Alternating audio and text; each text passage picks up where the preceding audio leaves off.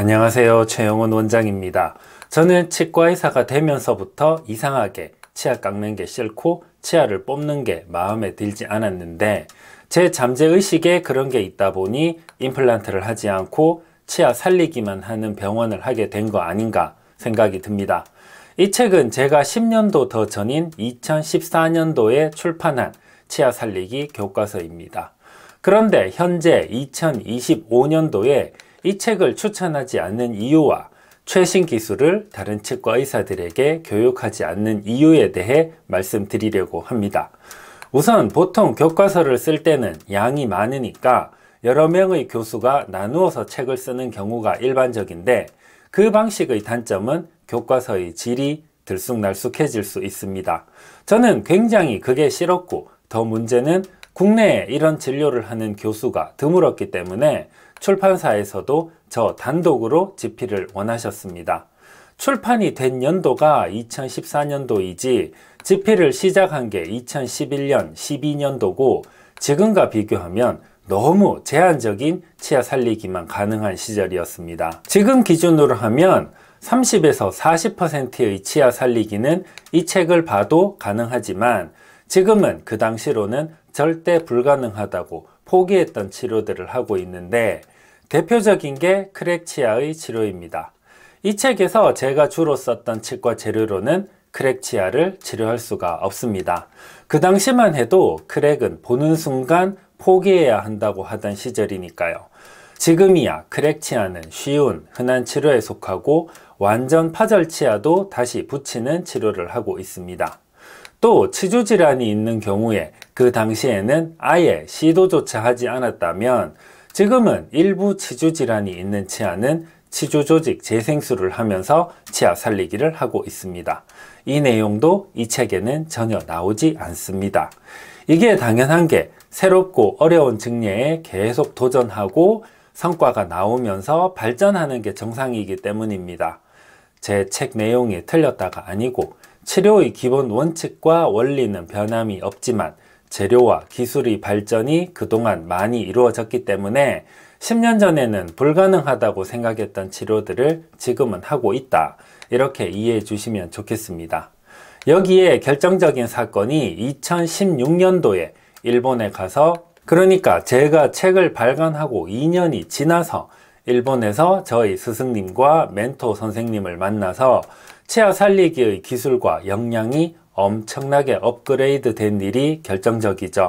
제가 그토록 궁금해하고 또 절대 불가능하다고 생각했던 치아들을 이분들은 매일매일 살리고 있는 모습을 보고 반성도 하고 공부도 많이 했던 게 제 인생에서 가장 큰 사건이 아니었나 생각합니다.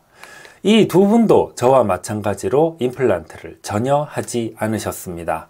임플란트를 하는 순간 자연 치아에만 집중하기가 어려워지는 걸 경험으로 알고 계셨기 때문에 그러신 거죠. 이 대목에서 그럼 제가 왜 한국 치과 의사들을 상대로 최신 치아 살리기에 대한 교육이나 세미나를 하지 않는지 말씀드리겠습니다. 한국에서는 아직 치아 살리기라고 하면 결국 임플란트로 갈 건데 그 과정에서 아주 잠깐 시도해보고 스쳐가는 그런 치료로 인식하는 경우가 많습니다. 그래서 교육을 한다고 하면 대부분 임플란트로 날고 기는 분들이 찾아오시는데 그분들이 나쁘다는 게 아니고 굳이 본인들이 잘하고 자신 있는 임플란트를 두고 목숨 걸고 배수의 진을 치고 오늘은 무조건 이 치아를 살린다, 못 살리면 안 된다 이렇게 하기가 현실적으로 어렵습니다. 그렇게 해야 할 의무도 없고 그렇게 하다가는 병원 경영이 어려워집니다. 제가 한 5년 전만 해도 뜻이 있는 치과 의사들에게 제가 하는 진료도 보여드리고 했었는데 마지막 선생님의 뼈를 때리는 말이 기억납니다. 최 교수님, 이거 하나 하는 시간에 임플란트 5개는 심을 수 있습니다.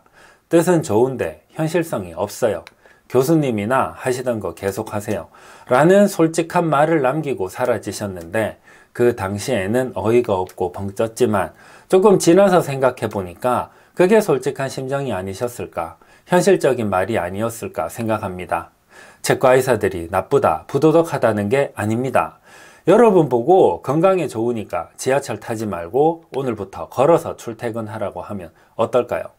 일찍 일어나면 충분히 걸어서 회사까지 출근할 수 있는데 왜 지하철 타냐고 따지면서 지하철 타는 사람은 게으르고 나태한 사람이라고 하면 되겠습니까? 하여간 한국에도 일본처럼 대수의 진을 치고 임플란트는 하지 않으면서 치아 살리기에만 올인하는 분위기가 생길 때까지 기다리는 중입니다. 또 한 가지의 문제는 이게 현실적인데 시술 참관을 오픈해서 제가 하는 방식이 알려지는 건 좋은데 문제는 나쁜 의도를 가진 사람이 나타나면 큰일 납니다. 제가 하는 진료가 본인들의 이익에 방해가 되는 걸 악용해서 어떻게든 제가 하는 진료를 문제 삼으려는 경우가 있습니다. 안타깝죠? 이미 제 블로그도 신고 맞아서 몇 개는 지웠습니다. 이런 상황에서 제가 액티브하게 세미나 한다고 오픈하다가 제가 하고 있는 방법 중에 하나라도 정말 사소한 하나라도 꼬투리 잡아서 그걸 트집 잡고 물고 늘어지면 그런 교육을 제가 할 이유도 없고 사실 용기가 없죠. 예를 들면 라면을 끓이는데 물보다 면을 먼저 넣고 끓이는 방법이 있다고 칩시다. 이런 방법은 라면 제조사에서도 설명한 적이 없고 아직 전세계 분식점 어디를 가도 면을 먼저 넣는 게 없는데 당신은 왜 면을 먼저 넣느냐? 당신은 사이비다, 사기꾼이다. 이렇게 매도해버리면 답이 없습니다. 제가 하는 진료들은 다 일본에서 30년씩 하고 있는 진료를 그대로 배워와서 하는 거고 재료나 기구들도 다 정식으로 수입 허가 받아서 수입된 제품을 쓰는데 자기가 모르니까 또 방해되니까 뭐라고 하기 시작하면 다른 걸 떠나서 제가 피곤하고 힘들고 여러분 진료를 계속할 수가 없습니다. 여기까지 들으신 분들은 이 바닥이 한심하다고 생각하시겠지만 실제 현실이 또 그렇습니다. 자, 그건 그렇고 저도 체력의 한계가 있고 나이를 먹는데 제 평생을 바친 이 기술과 노하우를 썩힐 수는 없고 기술 전수를 하긴 해야 합니다. 그게 저를 위해서나 여러분을 위해서 꼭 필요하죠. 그런데 지금 하다가는 위에서 말씀드린 문제가 있기 때문에 제가 직접 환자 진료를 그만두고 나면 교육을 해도 저와 제 환자들이 피해를 볼 가능성이 낮기 때문에 제가 현역에서 은퇴를 하는 시점에 교육 프로그램을 시작할까 생각 중입니다.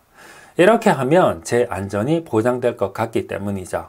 그리고 치아 살리기 과정이 너무 복잡하고 챙겨야 할 게 정말 많아졌기 때문에 하루 이틀 세미나로는 수박 겉핥기밖에 되지 않습니다.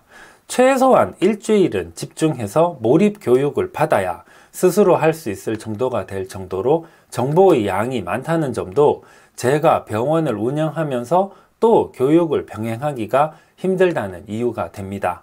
하다 보니 영상이 길어졌는데 10년 전에 비해서 어렵고 불가능한 치아 살리기로 발전했다는 점, 그리고 치과의사 교육은 뜻이 있는 분들이 많아지면 적절한 시기에 하려고 한다는 점도 알려드립니다. 뒤늦게 수습해보자면 이 책은 정말 좋은 책입니다. 한 1년 동안 제 모든 걸 쏟아부어서 만든 책이니까 혹시나 이 책을 보신다면 저를 떠올려 주시면 감사하겠습니다. 오늘 영상은 여기까지입니다. 감사합니다.